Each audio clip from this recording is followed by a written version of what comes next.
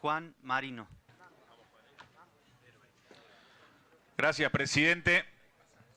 Tengo una serie de preguntas para la ministra Bullrich. La primera pregunta, ministra, es sobre una declaración que hizo anoche en un canal de televisión. Y es una pregunta de orden general, porque como no tuvimos la oportunidad en este plenario de comisiones de tener un debate con los principales responsables y autores de este proyecto de ley ómnibus sobre su sentido general, nos vemos obligados a que a cada funcionaria, funcionario del Gobierno Nacional que viene acá en representación del Poder Ejecutivo poder discutir antes que cada artículo en particular el sentido general del proyecto de ley. Y usted dijo anoche literalmente la siguiente frase, paso a citar. Si esta ley no se vota, el país va a ir a una explosión. Y usted no solamente es representante del Poder Ejecutivo Nacional, sino que además es ministra de Seguridad.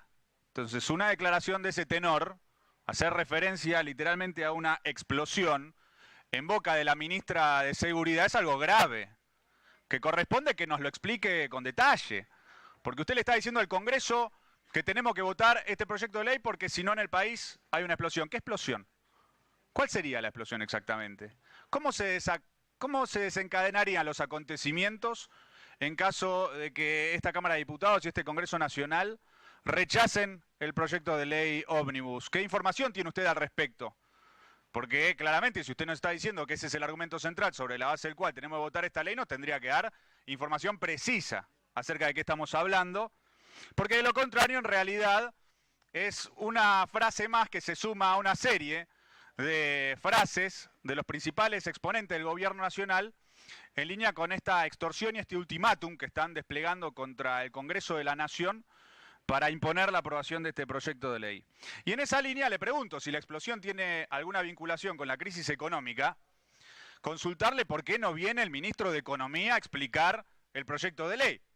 Porque si usted nos dice que tenemos que votar este proyecto de ley porque es la forma de evitar la inflación del 15.000% anual, de evitar un escalamiento de una crisis económica que ya existe, que venga el ministro de Economía Caputo a explicar cómo este proyecto de ley, sumado al DNU, permiten evitar ese escalamiento de la crisis.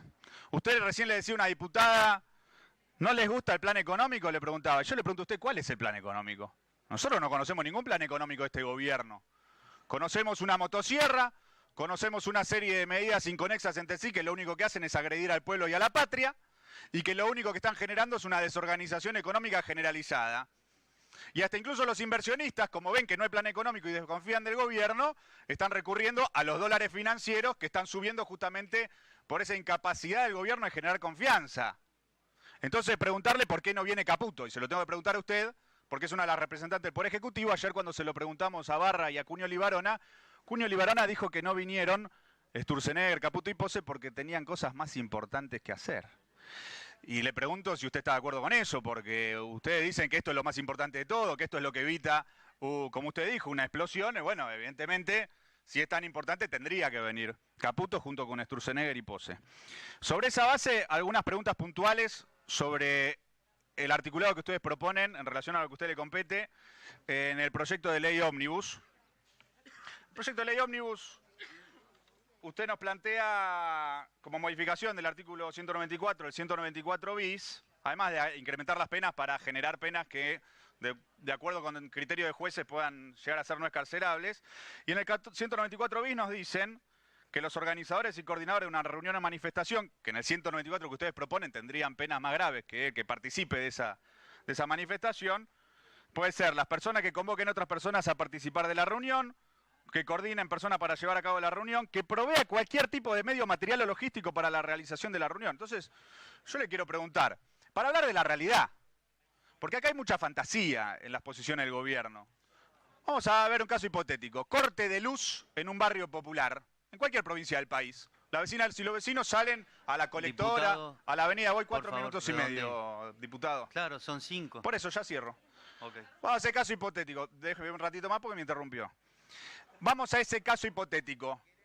Se hace un corte reclamando que vuelva la luz y va una familia, porque el corte sigue durante la noche porque no tienen respuesta, y le lleva una olla de comida, o sea que está proveyendo un medio material para la realización de esa reunión. ¿Cuántos años de prisión van a pedir? para esa persona que ayudó a ese corte, para que vuelva la luz en ese barrio. Y estas cosas van a pasar y cada vez más en Argentina, por la orientación del gobierno. Ustedes tienen la tesis de que los piquetes, usted hizo un número, ¿no? 86.000 piquetes desde 2009, 8.000 y pico de piquetes por año, 815 piquetes por mes. ¿Cuál es el diagnóstico de por qué existen esos piquetes? Creo que hay mucha fantasía conspirativa acerca de que esos piquetes serían una realización planificada de un grupo de organizaciones, cuando en realidad esos piquetes son la expresión de un pueblo que tiene una tradición de lucha para que cuando tiene un problema se lo resuelvan porque los gobiernos no se lo resuelven. Y que por lo tanto se requiere una respuesta política y una solución. Yo quiero hacer un desagravio del ataque que usted hizo contra la diputada Saracho, porque tanto ella como yo, como muchos otros compañeros, militamos en organizaciones sociales y piqueteras que todos los días estamos en los barrios populares, bancando la olla y los comedores para garantizar el derecho a comer. Y usted forma parte de un gobierno que asumió, y desde el Ministerio de Capital Humano, tenían canastas navideñas para fin de año en los depósitos del ministerio y decidieron no entregarlos por primera vez en muchísimos años, como un acto de crueldad y de sadismo para disciplinar. Entonces, como el pueblo va a salir a luchar, como dijo la diputada Lianelo, porque ustedes vienen a meter tarifazos brutales, despidos producto de la recesión, y por lo tanto sería bueno que usted le publique al pueblo cuáles son los lugares. Usted decía, acá no se puede, acá no se puede. Bueno, publique la lista para que las laburantes y los laburantes que van a salir a luchar porque los van a despedir, a los que le van a cortar la luz, a los que le van a meter el tarifazo y muchos otros más sepan por dónde pueden protestar de acuerdo a los criterios que usted está estableciendo arbitrariamente en esta reunión. El pueblo va a salir a luchar. Y entonces yo le pregunto también si pretenden encarcelar a ese pueblo. Yo le digo una cosa, ministra. El pueblo va a luchar y no hay cárcel en el mundo que tenga el tamaño suficiente para albergar a un pueblo entero que lucha. Y le quiero finalizar esta locución con una reflexión.